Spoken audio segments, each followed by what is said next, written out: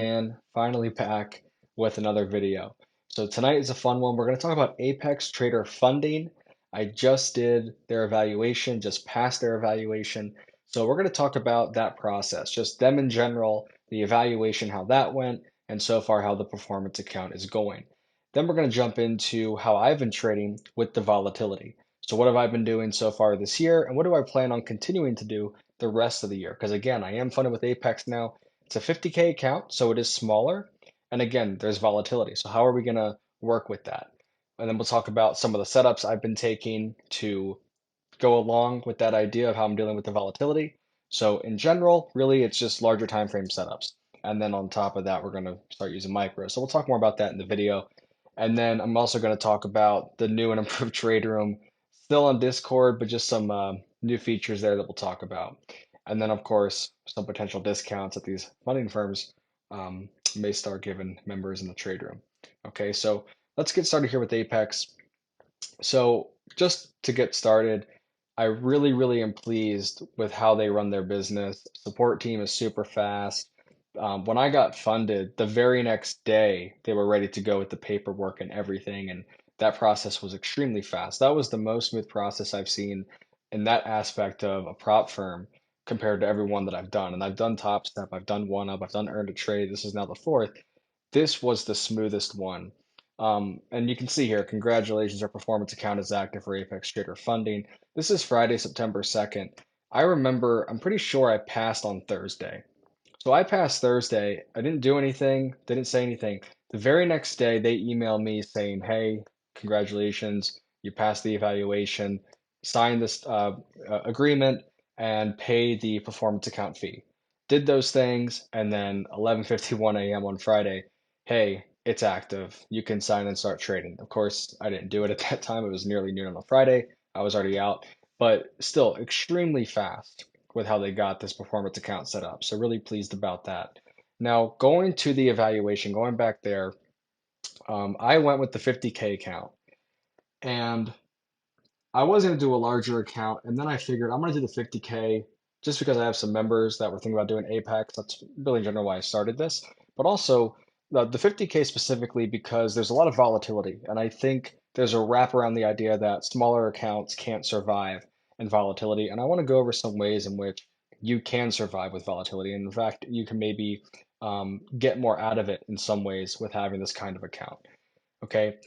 Now, taking another step back, what's good about Apex? Well, if you want, you can have multiple accounts with one login. I've seen people that trade 10 accounts with Apex. I just did one, but you can do that if you'd like to. You can trade minis, you can trade micros, and what I really like about them is that you can trade more micros than minis. So some firms say, hey, you can take 6 contracts max. Well, Apex will say, hey, you can take maybe 10 minis, but you can take 20 micros. And that I think is a really cool deal about them because not many other firms are doing that where you can have more micros than minis. You can trade on holidays with Apex. You can trade during those economic events. So, just really good platform. 10 days, which if you're passing in 10 days, great, good on you. But still, I think normally it's about 15 days. So really good to see that. Um, and then where you have trade during news, you don't have to worry about the economic news. I of course am still very cautious about that, but I know some people get upset that they can't trade during the news, and I get it. Everyone has a different strategy, and that's part of it. Okay. So I went with the 50K. So what am I working with here? Well, you can have 10 minis or 20 micros, and that's what really stuck out to me here. Profit goal is $3,000, trailing threshold is 2,500, and daily drawdown, there's no daily drawdown, scaling penalty, none, and everything there. 167 a month. They had a promotion, I think it was the July 4th holiday or something. They had a promotion, I believe it was 80% off, then 50% recurring or 50% off, and then um, just to say it like that. It was one of the two. But basically, so how long did this eval take me? This one, I opened it up in July. I want to say it was after the July 4th holiday. And then I traded in July. I did take one full week off because I went on a vacation.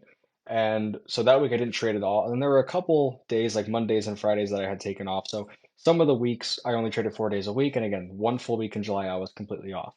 So I traded some days in July. I mostly traded in August. In August, I had some days off here and there, took a Friday off and a Monday off occasionally to go travel, whatever it was. And I remember August being a little bit slower. I remember having maybe even if I didn't take off, I would still only get maybe 3 out of the 5 days a trade or two on. There wasn't a whole lot of trades for me that month. It was still a decent month. In some ways, it was even better because it was just more consistent, but there weren't a lot of trades. And so, again, even if I didn't take off, I still only had 3 days where I actually traded that week. So this one took as far as the calendar goes, it took all of July and then basically all of August because this says September 2nd. And I remember passing on that Thursday. So September 1st, basically August ended, very first day of September, I ended up passing this evaluation. And in terms of traded days, I think it was about 20.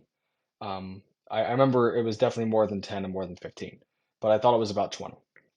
Okay, and this is blacked out. In case you're wondering, this is blacked out because that's the account number and don't want to have to deal with any potential security concerns there.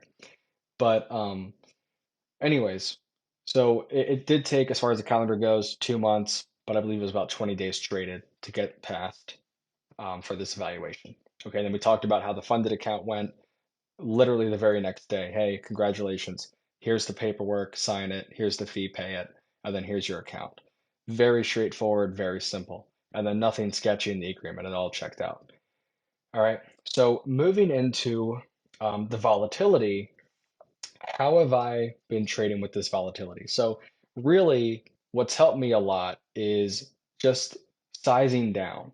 And really, that's mostly with the micros. So, beforehand, if you had seen my videos before I've been in the trade room, you know I would typically trade 2 to 3 minis on every trade I took.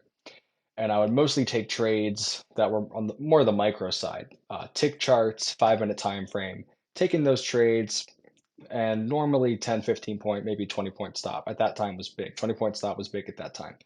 Volatility came in pretty heavy this year, so I knew I immediately had to switch up my strategy. So those in the trade room know about the micro reversal strategy, which is how we pass the earn to trade evaluation. So if you haven't seen that, go check out that video. That's the strategy I used for some of the beginning of the year. And then I transitioned into more of an approach focusing on the larger time frame. And how I did that was I did the micros instead of the minis, and that allowed me to take trades that would have a larger stop. And then I could also, if I wanted to, I could scale out differently. So if I could use some discretion. If it was a really good trade, good structure, nice setup, checks all the boxes, I can now size up. Maybe I'll take, $400 to $600, $800 of risk on that trade. Okay. If it's a setup that is just kind of the same old, maybe I'm doing a standard risk of 3 or 400. Maybe if it's not a great trade, I can size down to 150, 200. The point is with the micros, you have a lot of flexibility in how much you want to risk. With the minis, not so much, especially because I'm mainly trading the NASDAQ. Okay. And going back to the evaluation, I mostly traded the NASDAQ. Occasionally I had some oil trades. Really, it was mostly the NASDAQ. Okay. And in this evaluation, I was doing this exact strategy of doing the micros and doing the larger time frame. So it was mostly hourly time frame levels, or it would be 5 minute time frame levels off the hourly. But I really haven't been trading much of the micro time frame. And again, that's what I mostly did before this volatility really hit. Okay. So something I wanted to mention there about the setups, I'll just kind of reiterate. Again, it was more hourly time frame, 5 minute time frame setups, and it was using the micros instead of the minis. And again, that allows me to scale out with more contracts. So now my risk reward's becoming better. And if a trade has a bigger stop, like 40 or even 50 points, the minis, if it's a 50 point stop, that's $1,000 of risk and the micros is only 100. So now maybe I'm only comfortable taking one mini. Well, if you're comfortable risking $1,000, now we can have 10 micros instead of one mini, and that allows us to scale out and have better risk reward. Because that's kind of the point there. Now, with the eval, what did I do specifically? So pretty much every trade was a risk between $200 and $300. Because again, this trailing threshold is 2,500. We have to respect that. I'm not going to go jump in, take minis here because most of my trades were probably at the lowest a 20 point stop. Okay, but some of these trades were 50 point stops, some were 60, some were 40. I'd say honestly the lowest was I'll stretch and say 15, but for the most part, it was probably 20 points as my lowest stop for the NASDAQ here. And then again, that's why I use the micros, especially with the $2,500 drawdown. Okay, so risking that $200 to $300, that allows me to have about 10 trades in a row that I would then have to lose. Of course, you have a trailing threshold that also can make things more difficult. But in general, it's 10 trades in a row to lose, and I have confidence that I'm not going to lose 10 trades in a row. I have a system, I follow it, etc. Okay. Now, what I also did was again focus those larger time frame levels, and that gave me more consistency. When you're trading on the tick chart, there's going to be more setups when the volatility comes.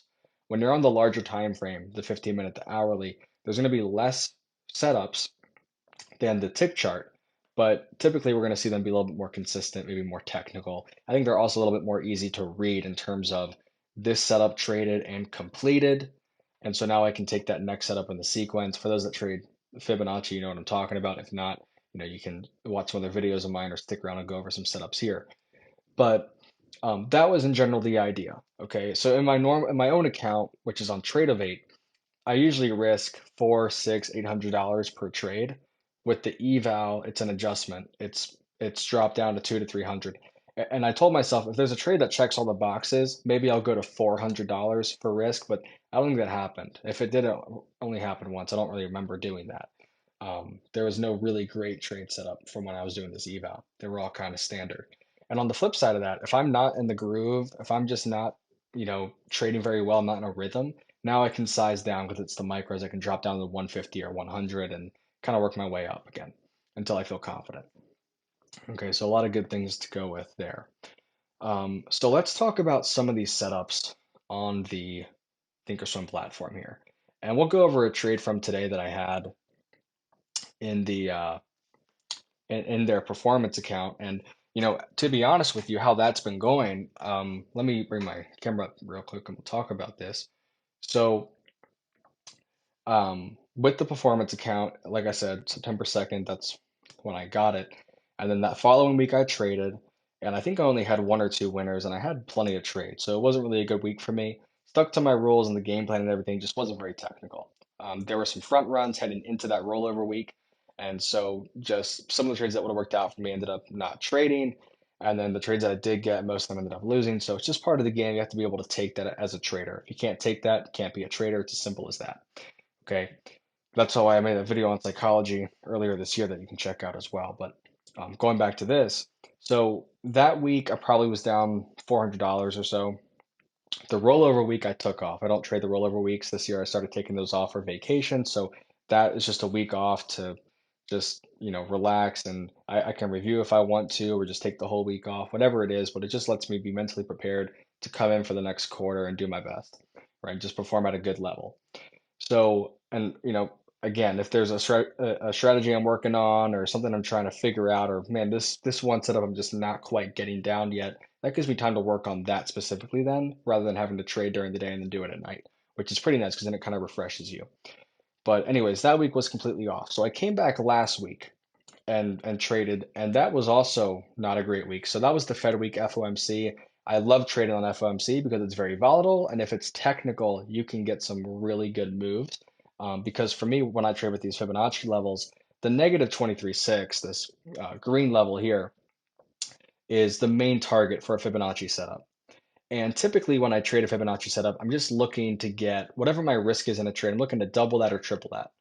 Okay, but this target, for example, I usually risk or I enter the 50% level, which in this case is a 486. Say your stop is a 506. It's a 20-point stop, and this is about 370. Okay, so that's over 100 points. So you're risking 2,400. You're getting 5 times your risk here. And on the Fed days, those are the kinds of trades that complete. A lot of times on Fed days, we'll see a setup trade and then run to its actual target where you can get 5, 6, 7 times your risk on a trade like that, which is why I like trading the Fed. Now, this past Wednesday wasn't the best. I had one trade that just ended up losing. And then the other order that I put on was a front run, so it just didn't quite trade, and then it reversed and headed lower. So that would have been a nice trade for me, but just didn't fill. So in general, had some losers that week as well. But again, it's part of the game. I'm following my rules. I'm being patient. I'm not going anywhere out of my rule book or anything. I'm not forcing anything. It's just part of the game. So as of right now, I'm down about $1,000 in this performance account, and I'm sure that'll turn around. I've seen it happen before where I have a stretch like this, but it's just the market being the market. You can't win every single day. You can't win every single trade. It's just how it goes. For me, it's a matter of how am I looking on the month.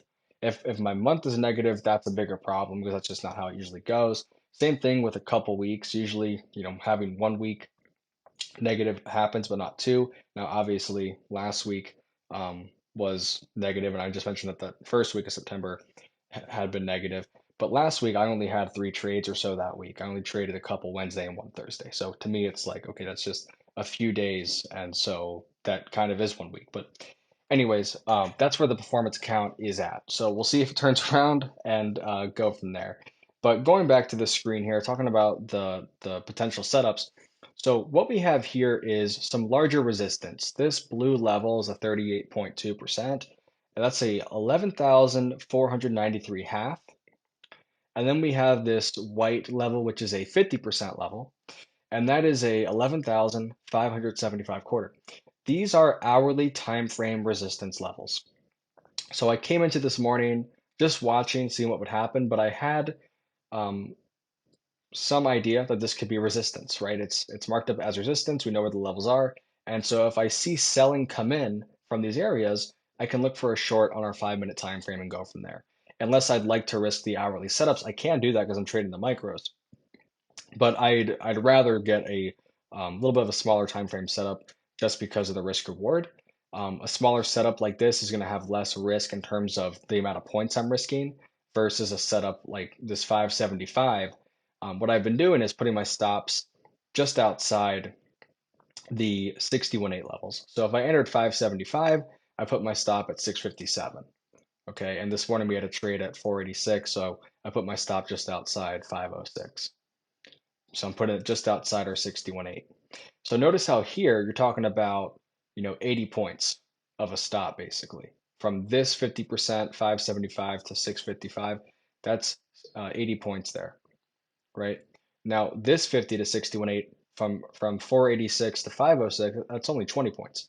So this is less risk in terms of points. That's why the micro time frame can be favorable, especially when we're day trading. Okay.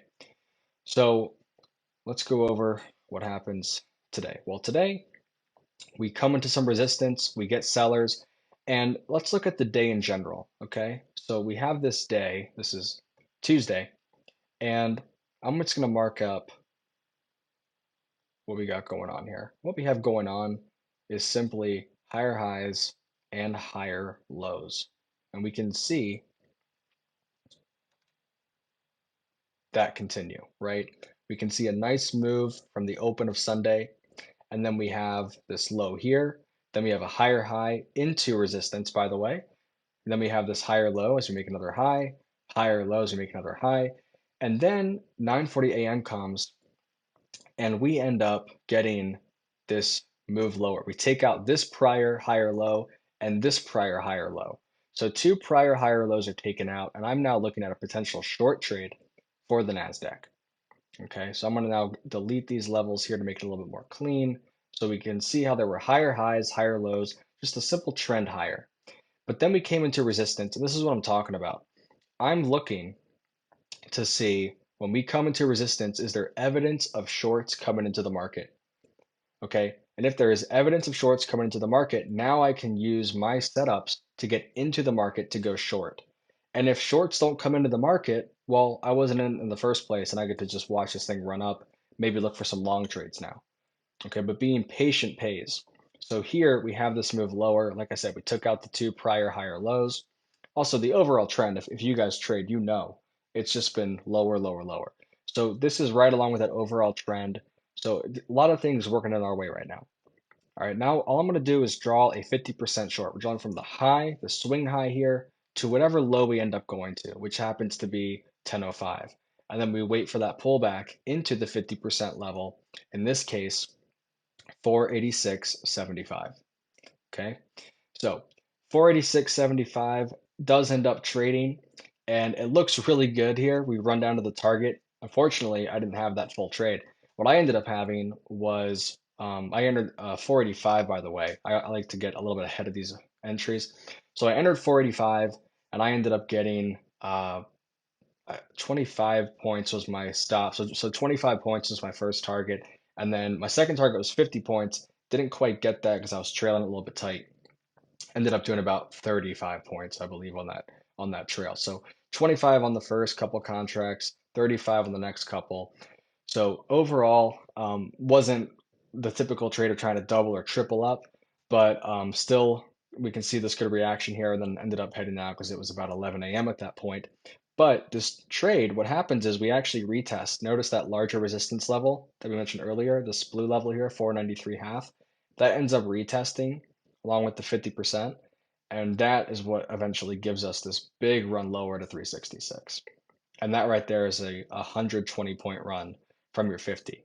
And again, I'm not the best example because I didn't have this trade all the way to the target. But if you're a trader that likes to go, all or nothing, basically risk the entire setup or get the target, well, in this case, you risk 20 points and you would get your 120 points. So that's 6 times your risk there. So really good example of using the larger time frame to find the overall trend, see if that trend is going to stay in play, look at the evidence around you. And in this case, we had larger levels showing resistance that ended up getting sellers. And we also had decent structure because we took out prior higher lows in the day.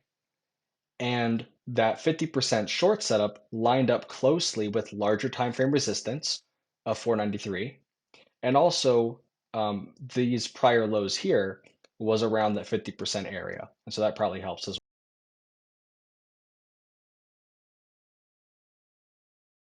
difficulties. QuickTime just kind of quit on me, but shout out Laura for fixing that. So all I was saying was really good structure in this area. We took out the prior higher lows. We came into that larger resistance blue level here that lines up with our 50, that white level. And so that larger level is going to help this short level get sellers and then continue that trend lower, right? So really good setup here. And this is what I'm mostly looking for in general, not only for my own account, but also for the eval and that now funded account is trades like this. We have larger time frame resistance or larger time frame support, and then inside of that, let's see if we can check off the boxes to look for a 5 minute time frame trade within that trend, right? Sometimes I am going to take the larger levels. Sometimes I think it's worth taking the larger levels. And again, I still use the micros. But for the most part, especially with the funded account there, that's more of these 5 minute time frame setups. Okay, but really good setup here. Larger time frame, resistance. We check all the boxes. Now we have the 5 minute time frame, 50% short. That runs to its targets. What do we do from here? Well, we can look for the next potential short in the sequence. We take the high of that setup to its new low. This is what we teach in the trade room, videos, documents, review sessions, live trading sessions, you name it. We go over this particular setup. 50% short completes targets. We take the next high to low short in the sequence and boom, 50% trades 11,368.75, and that has given a great reaction lower toward its target of 11,169. Basically, another 100 points from the 50, and we could risk about 30 or so. So really good risk reward there on that one. Again, trades, they're a lot easier said than done as far as going to the full target. But what I mainly do is try to go for a target that matches my stop size, and then multiple targets after that, going 2 times, 3 times, 4 times. And with the micros, that allows me to get more contracts to scale out. Before, when I was doing the minis, it'd only be 1, 2, maybe 3. So it's less targets to get to. It doesn't maximize your reward. Whereas with the micros, I can get many contracts, go for many targets, and that expands my reward there. Okay, so that's just one example of many that I've seen. This month hasn't been the best example, but August, July, there were plenty of really good setups like this that you can go back and find. All right, so talking about the trade room now, I said new and improved earlier, really just a couple different features. So basically, instead of having a monthly payment, it's just a one-time payment now. And that's kind of the big difference because I figured most of the people joining this are going for evaluations and trying to get funded. And the last thing that you really want is another subscription to pay for every month. And so I figured some of these people are sticking around a few months and then they, leave because they either couldn't pass or they did pass and got what they needed. Some stay around even longer. Some have been in here for over a year just because they appreciate the content that we put in here, the educational content that is, and just the live trading in that environment. But I figured, why not just kind of make it a little bit easier mentally in some way and just make it a one-time payment. So it's a one-time payment, $199, and then you get to join this room. We have the chat room, levels are sent every morning, there's market analysis every morning, there's live trading twice a week, there's some stocks and options mentioned, mostly just futures trading though, and the stocks and options are mostly for a swing trade or a long-term play there. Just day trading futures in here. Live trading, like I mentioned, twice a week, learning videos, learning documents. Some firms are giving us discounts for our members. Spoke to some people from Earn to Trade earlier. Believe the deal there will be about 20% for our members, which is really great. But again, that's not confirmed yet, so we'll see if that gets worked out. But it could be 20% for our members there. And then we have some other useful sources here as well. But again, just that one-time payment, then you're in the room, and you can try to learn the strategies that I've used and other members in this room have used to earn funded accounts through different firms. Okay. So that's the deal there with the trade room. Any questions, comments on, the evaluations in general with whether it's Apex, Earn to Trade, One Up, Top Step, just feel free to ask. If you have questions on the setups I trade and why I trade them, feel free to ask.